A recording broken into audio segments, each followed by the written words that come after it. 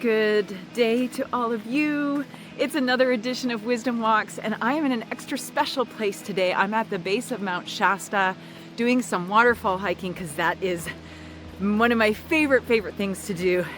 And let me tell you, it took me some courage to get here. So today we're going to be talking about courage. Why does it matter? And how can we activate more courage in our lives?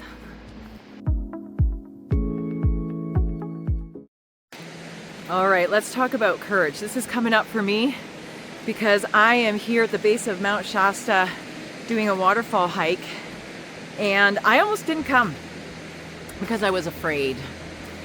Now, there's a couple reasons why I was afraid. The first reason is because some of you might know this already, but I was on a plane about 6 years ago that hit a bird strike. I hit a flock of geese, and those geese went into the engine of the plane and caused fires. So I was literally flying with a plane that was on fire, which had to turn around and land. And spoiler alert, I survived, and everyone survived, and everyone was fine. But it was so terrifying for me, and so now as I fly to different places and spaces, it creates a lot more anxiety than it used to for me, a lot more fear, and I've had to really work through that. Otherwise, I probably wouldn't have flown anywhere since then. So that was the first bit of fear. The second part came in when the person I was planning on traveling with was no longer able to join me. And so now I had to fly by myself, I had to rent a car, I had to drive in a city I didn't know. And all of that created a great deal of anxiety for me. And that anxiety was attached to the fear of being alone, the fear of things not going well, whatever those fears are, right? Some of them logical, some of them not. And I really had to sit with myself about what was it that I wanted for myself. What did I want to experience here? I had to make a conscious decision about what I wanted to experience. And in that conscious decision, something really powerful happened. I was able to discern for myself the difference between anxiety and discomfort as it relates to the fear that I've created in my mind versus the anxiety and discomfort that actually rides alongside of excitement and thrill. And it's tricky to know the difference between the two. So I just want to bring that to your attention because it might be showing up in your life where you feel really fearful or anxious or uncomfortable about something that you need to step into. But in fact, it's actually tied to excitement and the thrill of the idea that you get to step into something like that. So maybe shifting our perspective. The other powerful perspective shift around courage is this whole fear-mongering idea that we have in this world, right? Everything is be afraid, be afraid, be afraid. In fact, I've been seeing so many posts about hikers falling and dying on their hiking trails, and here I am hiking by myself. And now these are busy trails, of course, where there's a lot more people around. But what I'm trying to get at is the fear-mongering and how much that impacts us. But here's the special part of this. What if all that fear-mongering is actually strengthening our courage muscle? What if the fear-mongering is a call for us to be more courageous than we've ever been before? Isn't that an interesting thought? Because I was so dissing all this fear-mongering. Oh, the media is just inundating fear. And I was so caught up in that story. But on the flip side of that story is, I have a chance, instead of shrinking up, instead of being controlled, I have a chance to actually be more courageous than I've ever been. I have a chance to strengthen my courage muscle. And so this is my call to all of you. How can we allow for more courage? Well, the first thing is to take those baby steps. Do the thing. Dip your toe into the thing that makes you a bit uncomfortable, makes you a bit nervous, makes you a bit scared. Dip your toe in. Baby steps. Doesn't have to be a big leap, you guys. It can be, and go for it, power to you. But it doesn't have to be. So a baby step towards something that makes you feel a little bit uncomfortable, a little bit excited, a little bit enthralled, a little bit scared. Step in.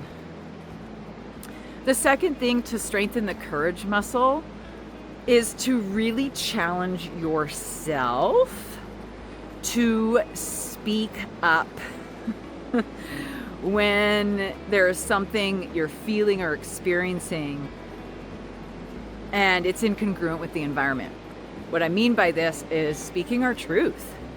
And so it doesn't mean I have to take this like big action and go, jumping out of a plane and go skydiving.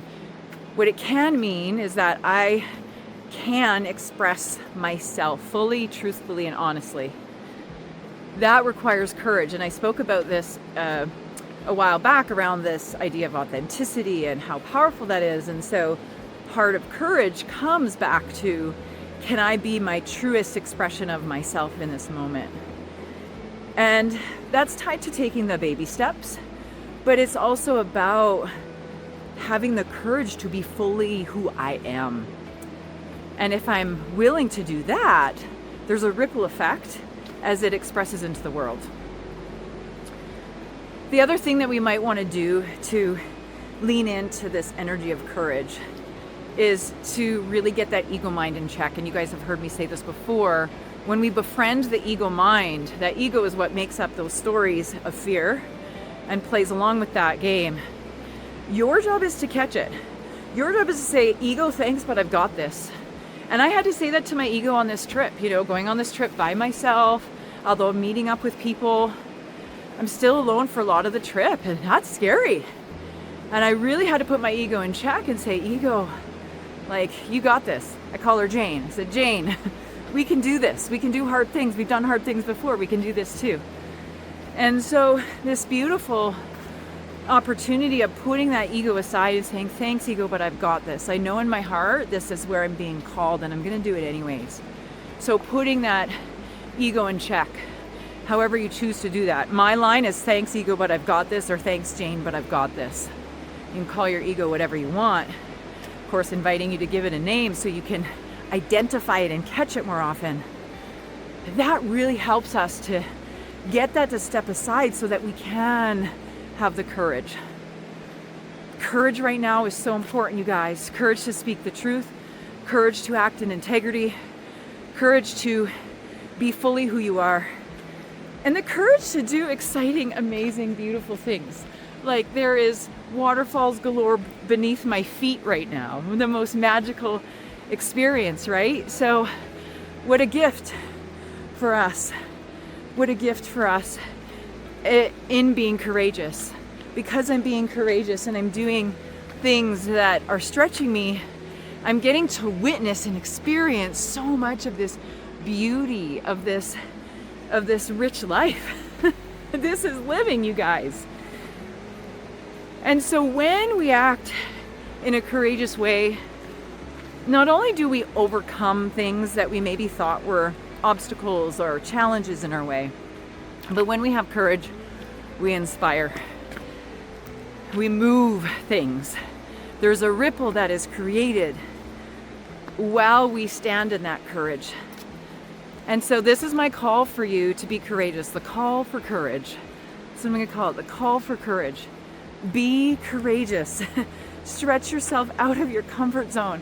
Sometimes it's super uncomfortable, but I promise you, this life is worth living fully. And if you're not doing it courageously, I think you're selling yourself short. So here's to you being more courageous. I'm going to invite you to do one courageous act a month. One courageous act. And that could be saying something you normally wouldn't say. That could be doing something you wouldn't normally do. What is one courageous act? Be bold, be courageous. The rewards are infinite.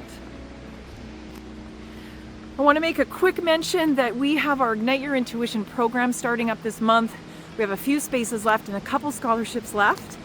If your intuition has been calling you, if this is a muscle that you want to strengthen, and you feel courageous enough to step into your magic and your power, speaking of magic, I got to show you guys what's behind me right now. Let's see. Look at that.